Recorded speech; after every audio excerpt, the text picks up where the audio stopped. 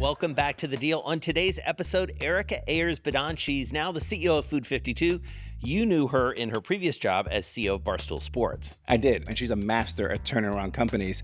I cannot wait to hear it, but she's a great leader, great communicator, and she's on to new things. Yeah, she has got massive ambitions. She's also deep into the world of lacrosse. She played in college, and now she's on the board of the Premier Lacrosse League with our buddy Paul Rabel. So lots to talk to her about. Coming up, Erika Ayers Badan.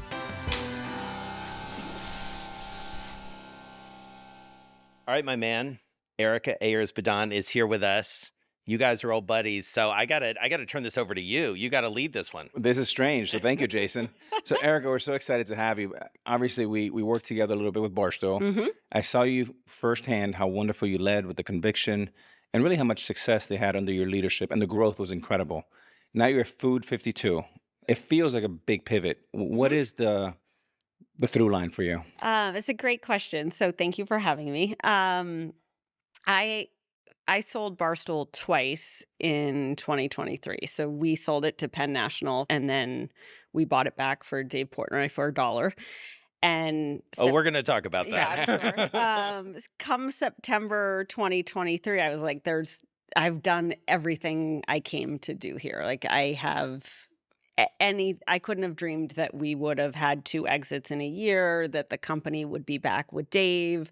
I really felt good about that because I felt like Dave was always the right steward for Barstool, and I gave what I could give and the gift of the machine while I was there. And I felt that the greatest offense to what I had done for the past almost a decade would be to stay after I was creating. And I just felt like it was offensive to everything I sacrificed to build it, that I wanted to go find a new adventure and a place where I could start and try to build something again. And so that was really the pivot.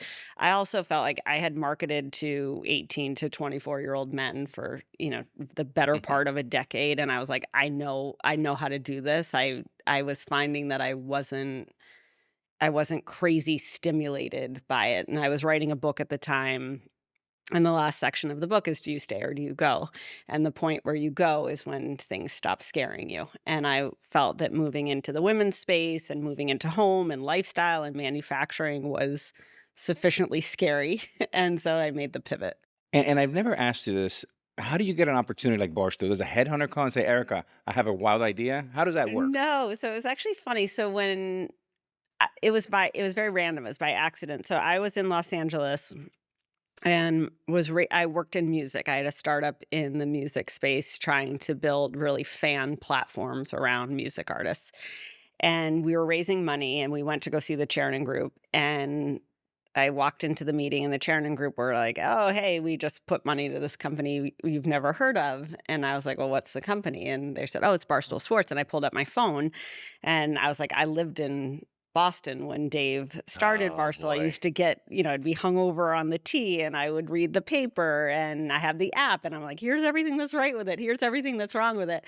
And my business partner was pissed because he was like, we should be focusing on raising money for us. But I really couldn't shake that conversation. I felt very jealous because I knew that they would probably find a white guy with an MBA and a vest and a button-down shirt, and that was not me. And I pursued that opportunity hard. I tried to find anyone I could to get connected to Dave. I finally got connected to Dave probably 3 months later.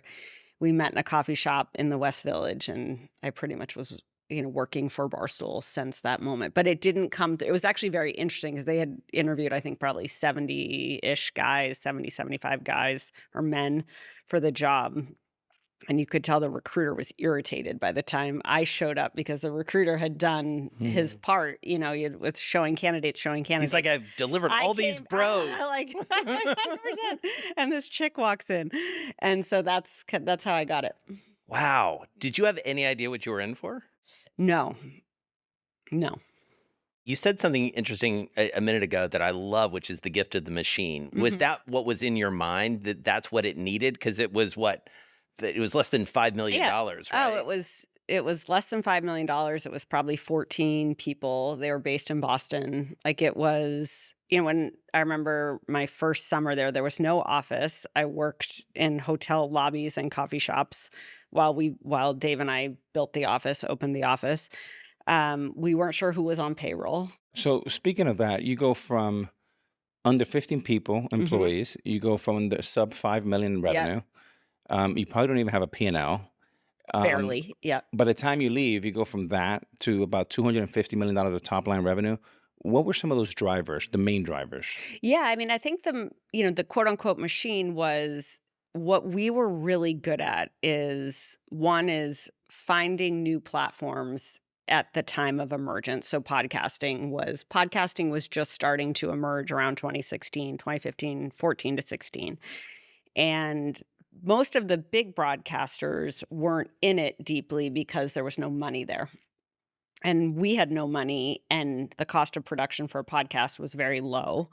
And so there was a low barrier of entry for us to make a lot of podcasts. So we started to make a lot of podcasts. And then, a year later, Facebook Live and Twitter bought Periscope, and it was live streaming on the internet. Hmm. And we got into that. And so the machine, quote unquote, the machine is really, how do you find emergent platforms? How do you find programming that was authentic? I really felt that there's something with young men in particular that didn't want to be preached at or told the whole notion of Sports Center was dying, where you weren't going to wait until 11 o'clock at night to see what happened today.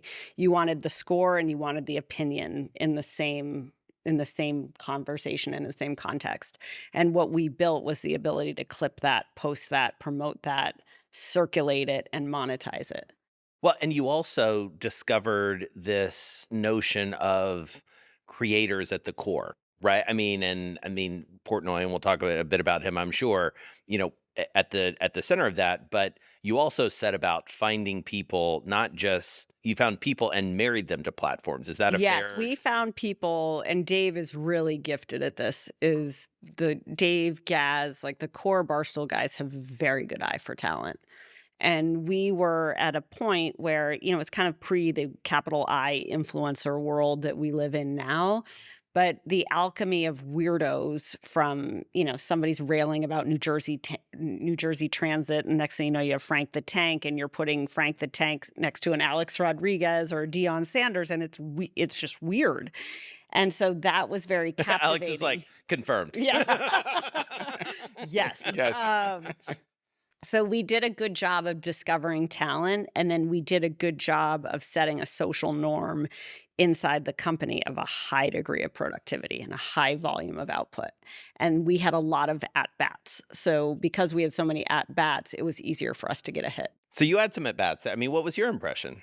I just thought, first of all, I thought Erika was a great leader. You always come up with wild ideas with her, and she never said, no, that's not going to work. She always tried to figure out, like, okay, how do we think outside the box? How do we get to a yes? Let me think on that for a couple of days, and then she'll come back to you with really productive feedback. But, I was working with Dan, who's very, very talented, the cat, Yeah, right? And cat. he had an enormous audience. The brand is so big, Jason, that when I would go to colleges to give talks or whatever, or even walking here in the cities of New York, the people would be like, Barstool, Barstool. Yeah. I was like, holy smokes, like not the Yankees, not this, not it was Barstool. So I knew the power then when I joined them. And so, Erika, I want to go back to the Penn deal that you mentioned, because that sort of sits at the center in terms of the deal making that you guys did. So how does that all go down? So when I joined Barstool, the investors felt that we should be able to do, I want to say, $25 million in revenue in 4 or 5 years. I think it was 5 years. We ended up doing $25 million of revenue in like 2.5 years. So Wow. we took off very, very fast. And that's mostly Ads, mostly ads and commerce. Okay. So, and t-shirts, Yeah. right? Merchandise. But we then built a subscription business. We built a pay-per-view business. We were able to spin up businesses in a way that was very fast because we were, I would say, reckless, but also highly entrepreneurial. But long story short, we knew that there were two outcomes. One was that a media company would buy Barstool Sports, And then when PASPA was repealed and gaming and gambling looked like it would scale in the US, that became very obvious that that was going to be the path.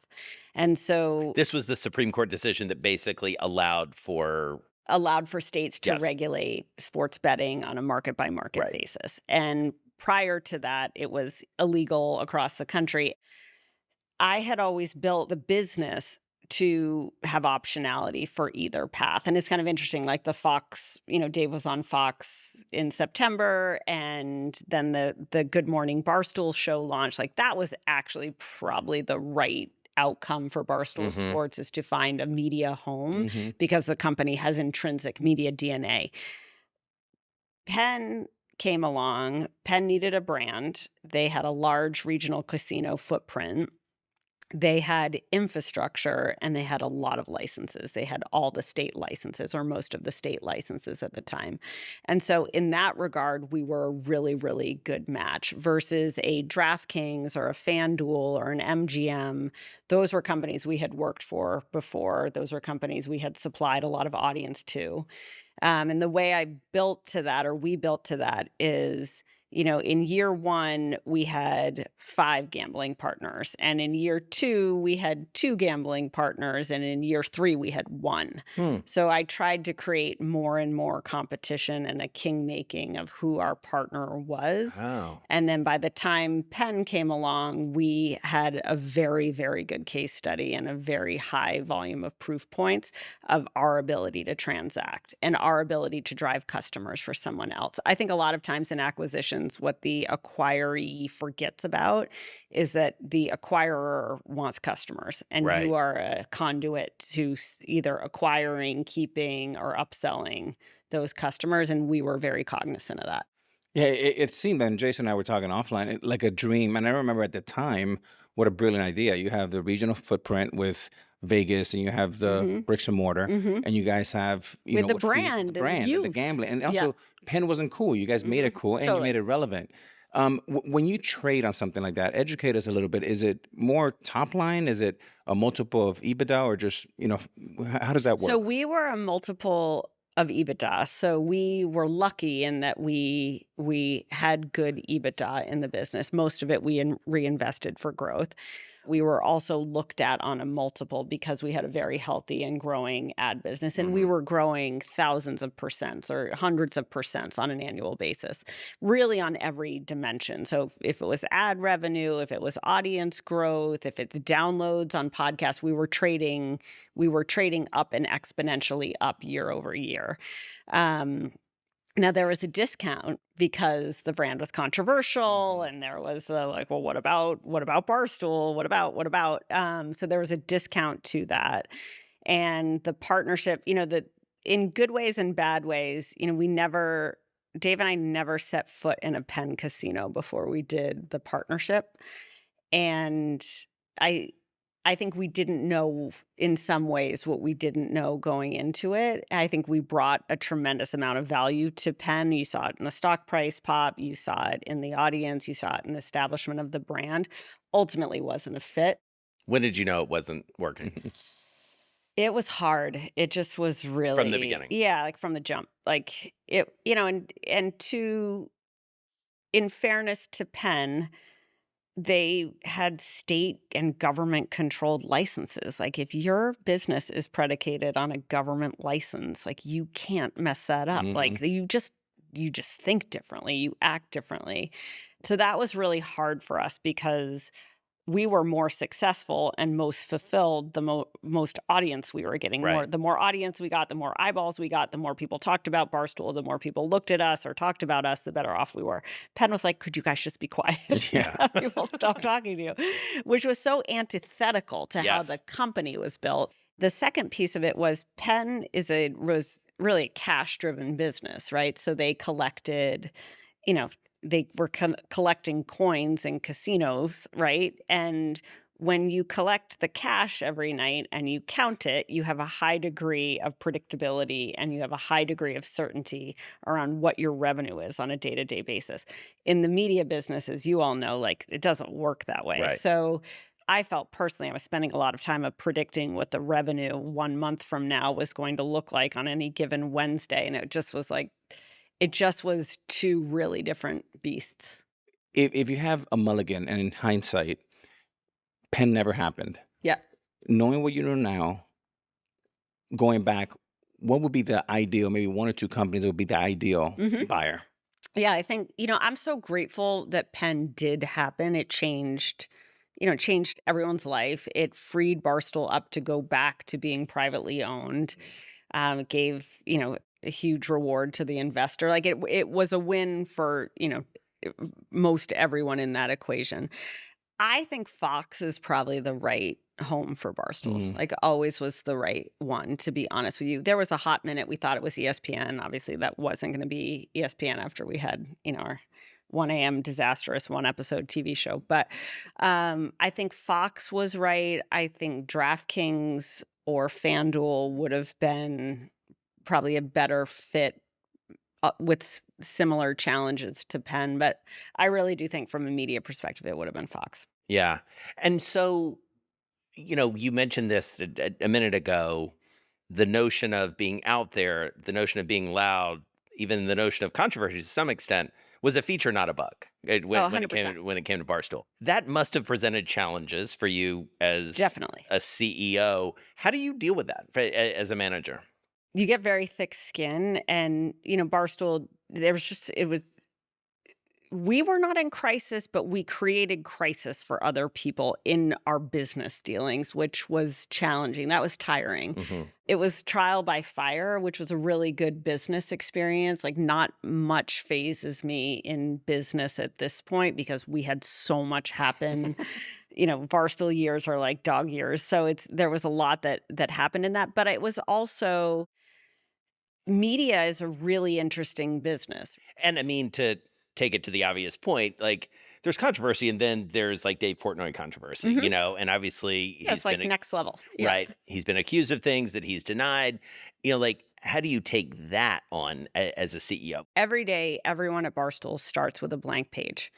And the camera is on 24/7. And most anyone where the camera is on 24/7 and your job is to make people laugh out of a blank page every day, you are going to step in it. Like that is a byproduct of the business. Like, so the first is just the acknowledgement of this is the world we play in and this is the business we chose and the cause that we adopted.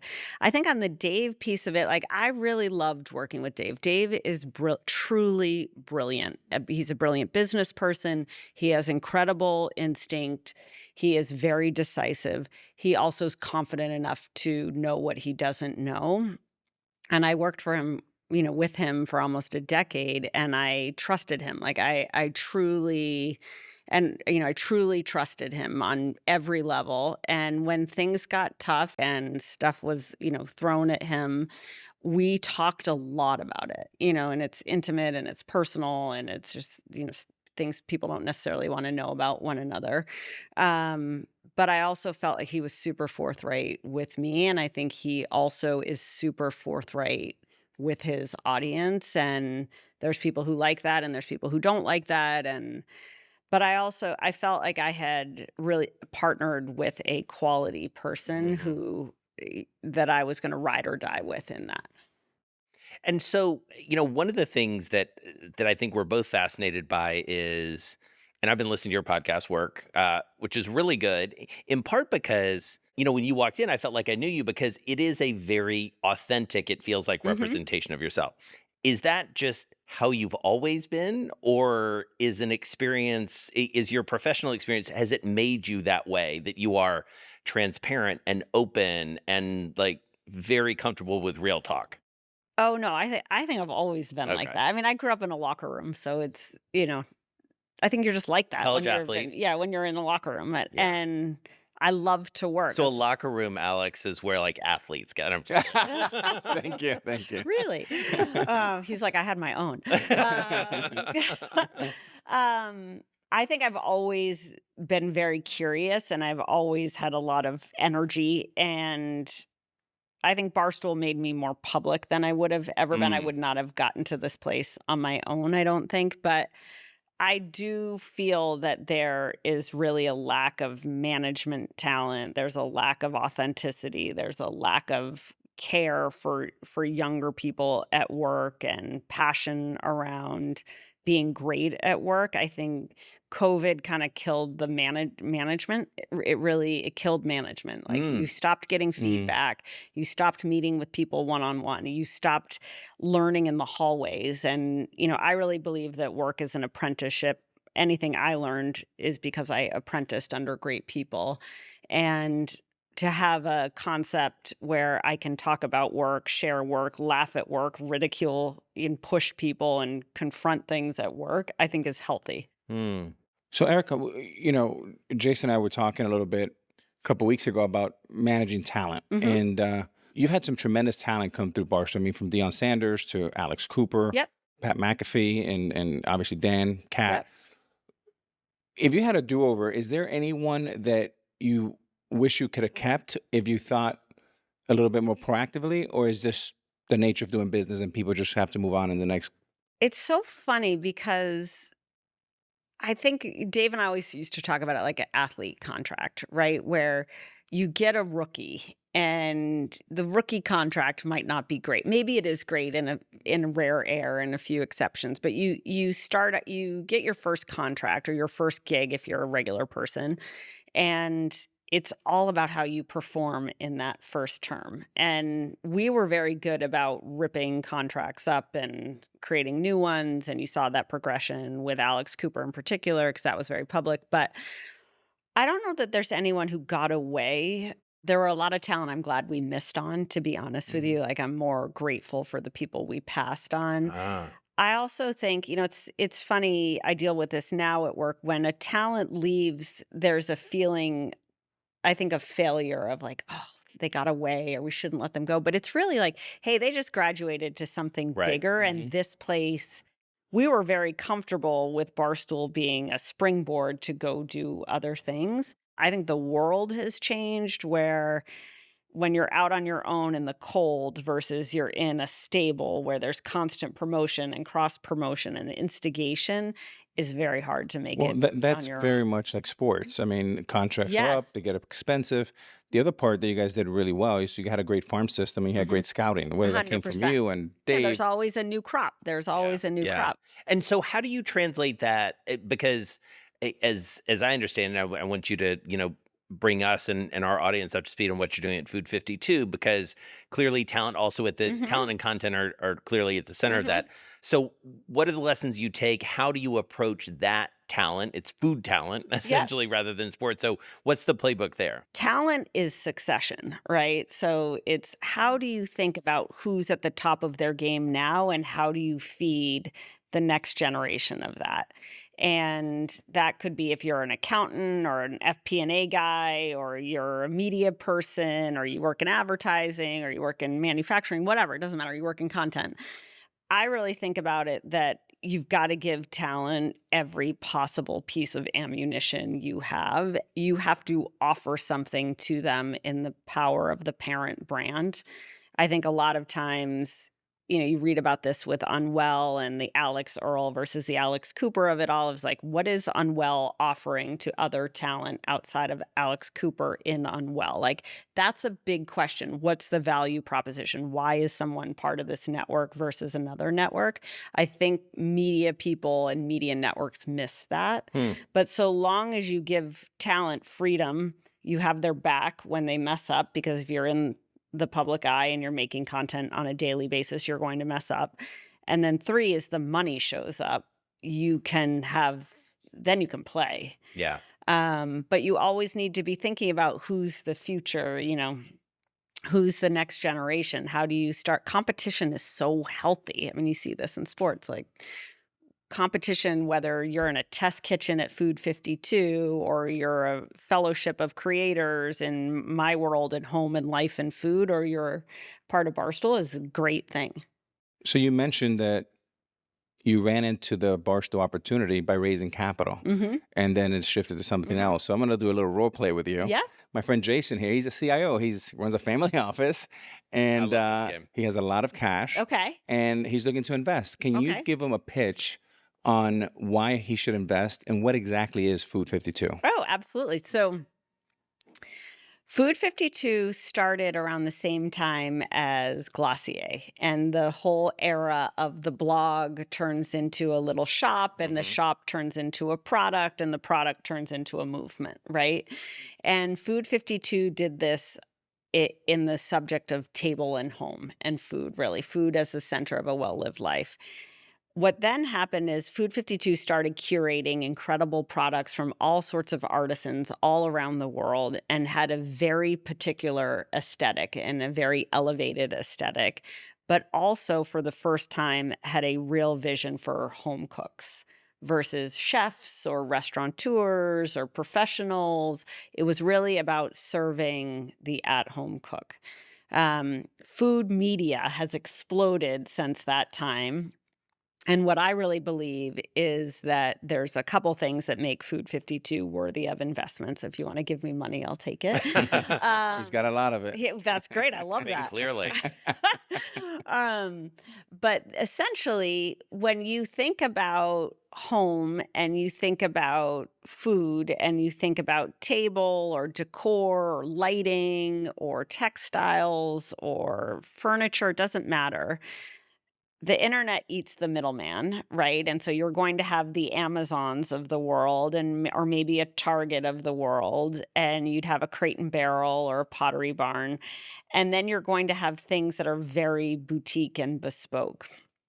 And the pieces in the middle aren't really going to exist. And what I think is very interesting about Food52 is that if you create a content engine that surfaces artisans and makers and interior designers and stylists and fashionable women, and you service and put products underneath that, you can create a whole ecosystem that has a lot of cachet, that has a lot of differentiation, that has a lot of aspiration and a lot of appeal.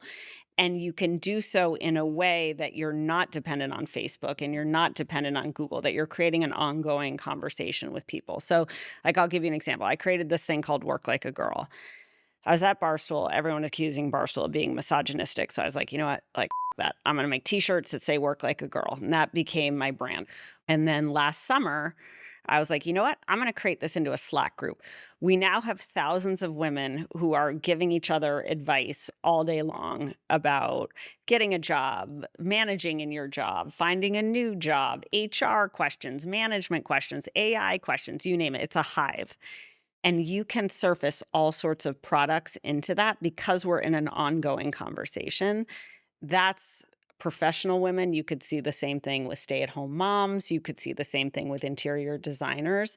And the ability to put products into those environments in a way that's organic, I think will ultimately win in terms of conversion. And then how do you make money? By selling those products. By selling the products. And having really multiple lines of revenue. So if you look at, we are just about to launch with Porsche. So Porsche wants to be associated with our audience. We also are featuring artisanal products that we hand collect or curate. We also manufacture and develop lighting and textiles and furniture, so there's 3 lines of business in one Instagram story. And that to me is an interesting business, which is not that dissimilar from the Barstool business. And so how do you level Food52 up? I mean, because when you came in, I mean, you were coming in at least... It's a turnaround. Based on listening to your podcast, it's a turnaround. Big time. Are you attracted to turnaround? Like, what was it about? Like, I don't know. Now that I'm in the middle of one, I'm like, I'm not sure I'm going to do this again. But I liked the challenge of serving 25 to 54 women. I was like, that's an interesting demographic. They have a lot of pull. They're under penetrated in a way. They're underserved. So I liked that. It's not a viral crowd in the way that an 18 to 34 man is a viral crowd. Interesting. So how you build for them is very different. I thought that was intellectually very interesting. A lot of spending power. Huge amount of spending power, huge amount of influence, and huge amount of influence on other people.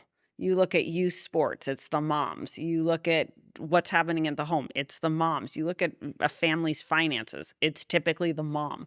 And then the second piece on the turnaround of it all, I'm curious to learn. Like if you look, I've been here a year. Know more about manufacturing. I know more about international shipping. I know more about product development. I know more about e-commerce than I knew coming in, just by a factor of 1,000. And so regardless, if I can make this thing turn around and, I've taken a huge amount of cost out of the company, I've restructured the company, I've refocused the company, I've rehired the majority of the company, I've totally changed the DNA. It may work or it may not. I think it will work. But now I know media, I know men, I know women, and I know manufacturing. And so I feel that I'm more viable because of it, because I've been able to now study different types of business, different consumers, and different business models. So, Erika, you made the analogy about sports. You go from running this company, Barstool, again, sub 5 million to north of 250 in revenue in like 8 years or so. You're basically the top free agent in the market. How does this opportunity come? Because I would imagine that you would have many companies, many headhunters after you. How do you land a fifth? Yeah, it's I think everyone thought I would stay in sports, and I think everyone thought I would stay in gambling in particular. And I got a lot of calls. But what I was a little bit scarred leaving Barstool from the big company of it all, where I was like, I don't know. I don't know that I'm going to Disney, or I don't know that I'm going to be a cog in a really big machine. I also didn't want to compete against Barstool because I still have like so much I'm a Barstool girl. So I'm like, I still have so much affection for that brand and the business. And I also felt, like life is short and I want to try something completely different. The investor behind Food52 is the same investor as Barstool Sports. Chernin So and Jesse? yes. Oh, that's awesome. So that made it also easy. I had joined the board of Food52 in 2023. So I also got a look firsthand at what it looked like before I got in there, which I like. I sit on the board of Vice, I'm on the board of Axon, I sit on the board of the PLL. So it's great to see companies. It kind of gives you a sense of where the opportunity and where the challenge is. And I felt that there was a lot of upside if I could turn this around. And I hadn't done a turnaround in the way that this company needs a turnaround. And that was a good thing that would scare me. So as someone who's been on the buy side and the sell side throughout your career, like what are the sorts of deals that you're looking? I mean, do you grow through acquisition here? Are you and are those content acquisitions? Are they talent? Like what or commerce? Yeah, like where are you looking? Food52 will grow organically. Food52 made 2 acquisitions before I got there. They acquired a brand called Dansk and they acquired a company called Schoolhouse. The company during COVID, the synergies between the brands hadn't been recognized. So I'm more of a try to grow organically. That's how I've seen things. Now, if you look at the PLL or you look at Vice, Vice is a company that's finding its way through JV partnerships. Right. And PLL in the large part is growing organically, but This also is the Premier Lacrosse League. The Premier Lacrosse League. They're also growing through acquisition. Yep. Axon grows through acquisition. So I'm more of a grow organic, build a vision, see a vision, build a vision, execute against a vision, have multiple lines of revenue, do so on a low cost basis, and then diversify. That's more my approach. I do think acquisition can be an incredible accelerant. I think JVs are tough. Yeah. And so, interestingly, the proverbial seat you're sitting in, Melody Hobson sat in there a bit ago. And she put on what I thought, Alex, was a masterclass in being a board member. What are you like as a board member? Like, what do you feel like you bring to the party? What's your sort of, and obviously it varies board to board, but like, what are you looking to get out of that and what are you looking to give? Probably not as good of a board member as Melanie Hobson. Well, I think she's probably the best board member in like the history of boards, but like, so that's a good thing to aspire to. We all aspire to that. I ask 1,000 questions. I'm very curious. I like management. I'm not a pomp and circumstance board member. Like, I appreciate public boards and private company boards, obviously super different. Sure. But I'm more interested in how can you represent the needs and wants, and also protecting the shareholders, but also how do you help the company see something that they have but they can't see from within. And so Huh. I guess I'm a high energy board member. I'm very passionate. I have a lot of opinions. I think a lot of times in board sessions, people get very PC and they get very quiet. And Right. I think, hard part, I always say this just as an operator, and I have boards, is there's nothing worse than the board member who does nothing for you and says nothing during the meeting. I hate those people. So I'm like, I never want to be one of those people. Yeah. So I try to be the opposite of that. All right, so now's the time that we get to talk about one of my favorite subjects, lacrosse. In your proverbial seat, Paul Rabel sat. He's a friend of all of ours. You played lacrosse at Colby College very successfully. So you obviously love the game. How do you link up with Paul and Mike Rabel, his brother, who created the PLL? They have grown, as you mentioned, through acquisition. How does that come about, and what's your relationship to the business of lacrosse? So Paul and Mike Rabel showed up at Barstool Sports in 2016. Whoa. And we had 2 conference rooms and, at that point, probably 100 guys in like dirty sweats. And the conference room table didn't hold up, where if you put your elbow on it, it just fell off. Like everything was in the constant state of falling apart at Barstool. And they showed up because... That's a metaphor. Yes. So they showed up, and Paul was playing for the MLL, which was a competitive league at the time. And I believe he had a large sponsorship with Warrior Lacrosse, which was owned by New Balance. And they were looking for advice on how they could get out of that. How could how could this thing be created called the PLL? Wow. And they showed up, and we were supposed to meet for a half hour. We ended up meeting for like 2.5 hours. And I've been connected to them ever since. So what were you thinking, all right, this is a viable option, this isn't a viable, like, did you think they could create a whole new league? Definitely. Okay. Because that summer, when they came to see me, we had just written...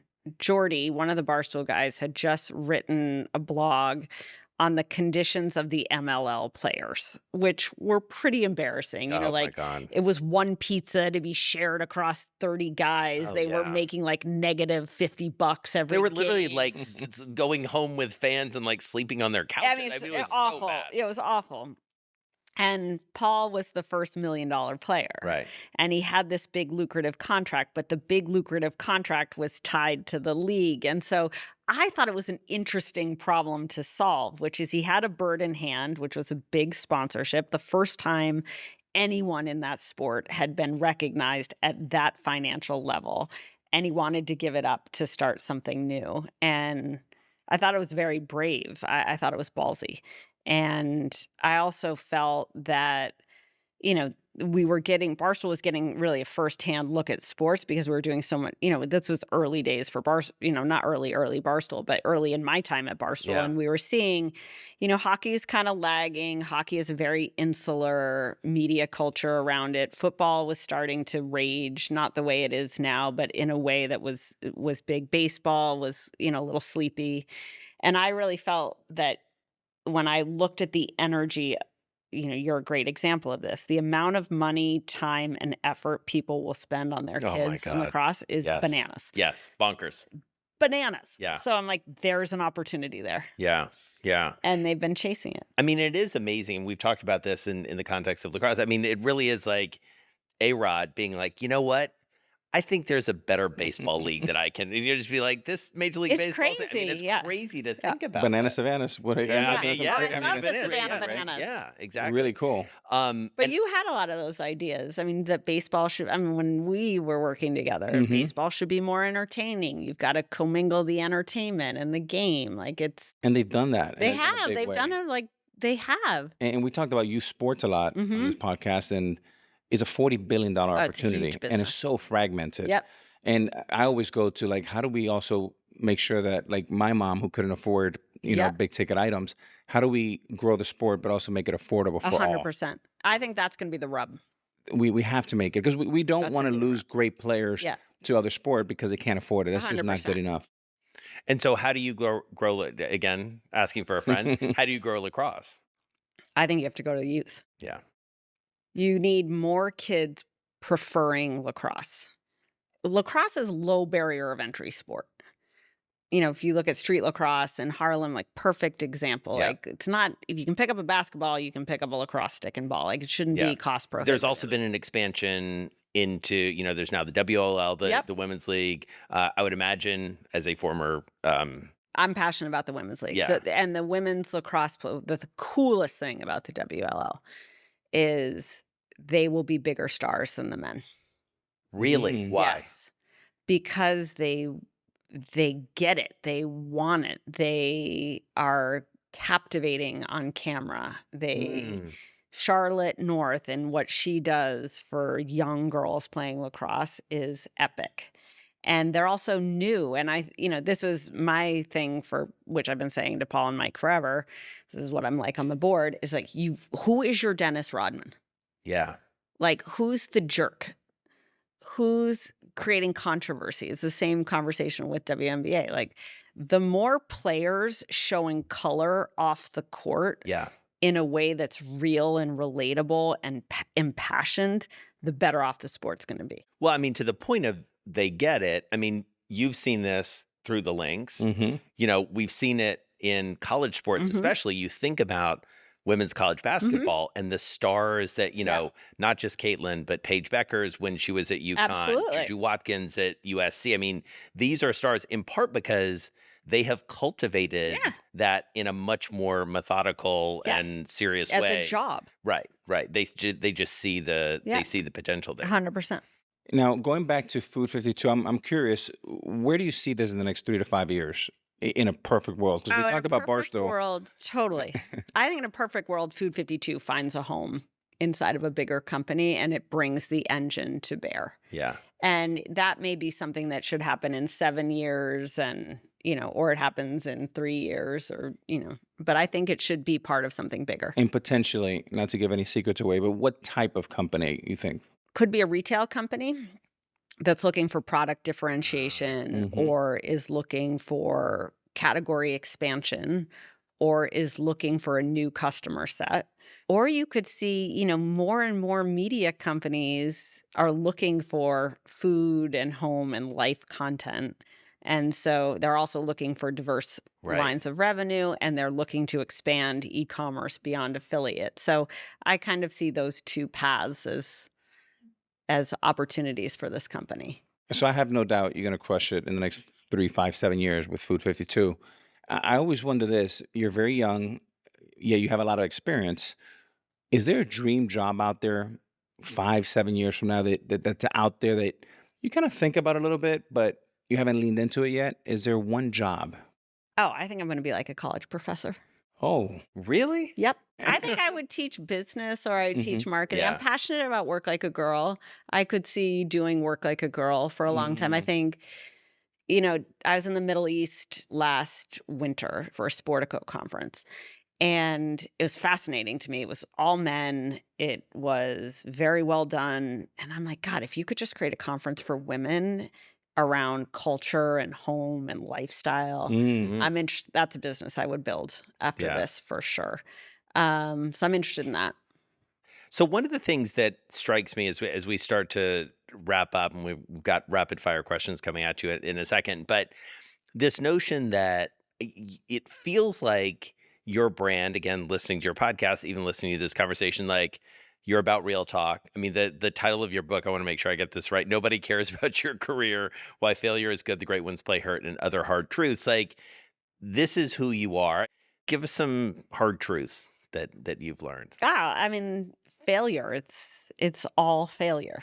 The better you can be failing is the better you'll be winning. You struck out a bunch of times. Well, it's so funny, 100%. Like, I'm fifth all time in the history of strikeouts, right? Yeah.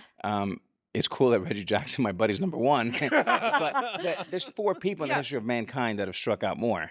And I think that one of my small competitive advantages in business is that baseball is a game of failure. And if you fail 70% of the time, you end up in Cooperstown in the Hall of Fame. Yep. So the ability to get up to bat with optimism after so much failure, Yeah. I think is a real gift. Yeah, I wish people would put themselves out there more and younger. Mm-hmm. If you look at the percentages in baseball, they're pathetic. I mean, Yep. it's so infinitesimally small. And the reality is you're one of the greatest successes of all time. And I really think the same thing is true. It's the reps. It's you got to put yourself out there. You have to try. You have to take initiative. I think people are failing to be generous in their questions, generous in their thinking, generous in their effort. And the more generous you can be with yourself in putting yourself into whatever it is you're doing, and the more chances you take, one of them is going to hit. Yeah. All right, we're going to go to the rapid fire Okay. now. All right, so 10 questions. We're going to bounce them back and forth. So just like first thing that comes to your mind. One word to describe your deal-making style. Fast. What's more important, your data or your gut? Gut. Who's your dream deal-making partner? In what way? Like in However you take it. who's my dream deal? I mean, Dave Portnoy. There you go. What's the best piece of advice you received on deal making or business? That no is the second best answer to yes. What's the worst advice you've been given? Hang in there. What's your hype song before you go into a big meeting or negotiation? Ooh, this is an excellent one. I have 2. One is I'm Coming Out by Diana Ross, and 2 is The Veldt by Deadmau5. Wow. You can only watch one sport for the rest of your life. Which one is it? Tennis. What team do you want to see win a championship more than any? Actually, if you're a tennis fan, you could say a person. Team or person? I mean, Carlos.